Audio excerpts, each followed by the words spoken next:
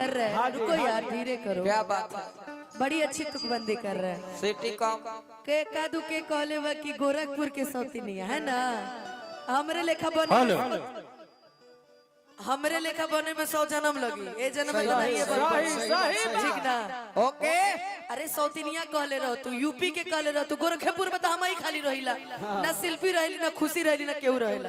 गोरखपुर में बराबरी करे के बता, सामने से आके बराबरी करे, पीठ पीछे काहे ला बोला तोरू।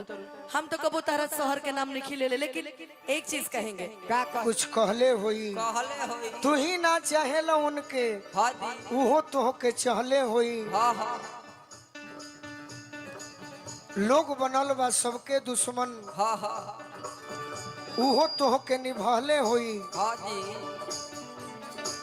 हो जाला बर्बाद उराही, ओ, जे के लोग सरहले होई। हाँ जी। वाह। पहले बहुत कुछ सहले होई, तब कुछ हेलो गोलू भैया, आजकल आप मंच पे जो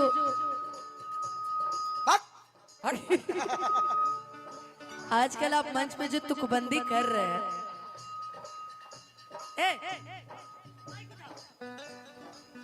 आप आजकल कि हमसे मिलबू हमार हो जाइबू, हमसे मिलबू हमार हो जाइबू, कोनो दिनवा शिकार हो जाइबू, कोनो दिनवा शिकार हो जाइबू, मिलबू हमार हो जाइबू, हमसे मिलबू हमार हो जाइबू।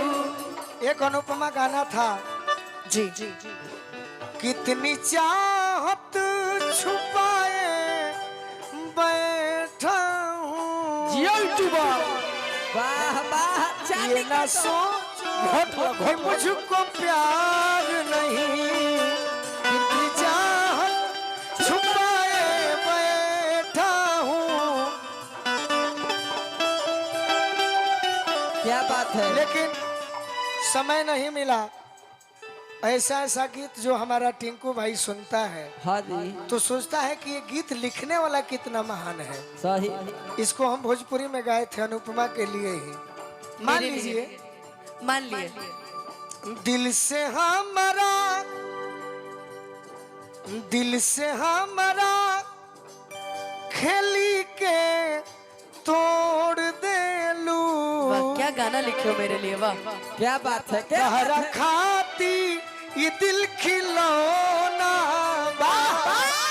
हमारा खेली के तोड़ दे लू, कहरा खाती दिल खिलौना। मोहब्बत में हमसे,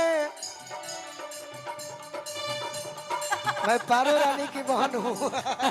जाए मोहब्बत में हमसे मोड़ ले लू,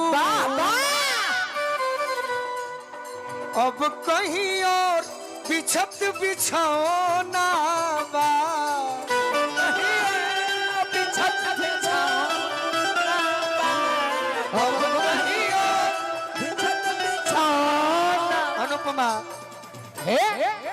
ये सनी भैया है जरा व्यवहार के बल पर, बिल्कुल बिल्कुल अनुपमा के रेट के कोनो तय नहीं है, लेकिन व्यवहारिक लड़की, आपके व्यवहार पर हाँ जी, आप बस इतना काम कीजिएगा हाँ हाँ कि जो भी कलाकार आए हैं इनके सुख में नहीं, नहीं, सभी सुख में हैं, सही। इनके दुख में आप खड़े रहिए। खड़े रहते हैं भाई हमेशा।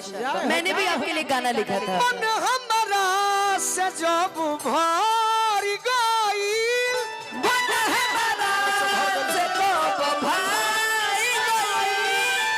तब दोसर तोर लभार भाई,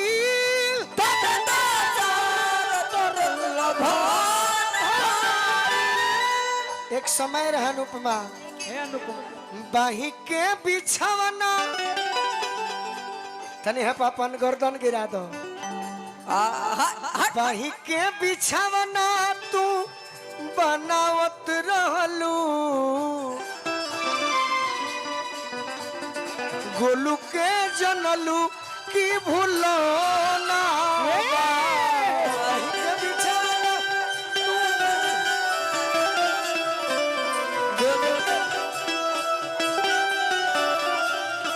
हम भी गाना लिखे हैं, लिखे नहीं मतलब सोचे आपके लिए। सूरज हट हट हट हट लेकिन आपसे पहले हम चाहेंगे, जब सनी भैया ने इतना आशीर्वाद दिया है, भैया को बहुत बहुत धन्यवाद। रवि भैया मेरे खड़े यह हैं। सनी भैया छातियों के बारे में छील के आइल बाड़े। सनी भैया पूरा कलाकारन के बहुत माने ले, चाहे वो हम हो कि रउआ हो कि शिल्पी हो कि विजय भैया हो कस खुशी हो भी खुशी, टिंकू भैया, गोलू, सभी के बहुत मानते हैं। लेकिन एक चीज कहना है, टिंकू के टिंकू दे दो दे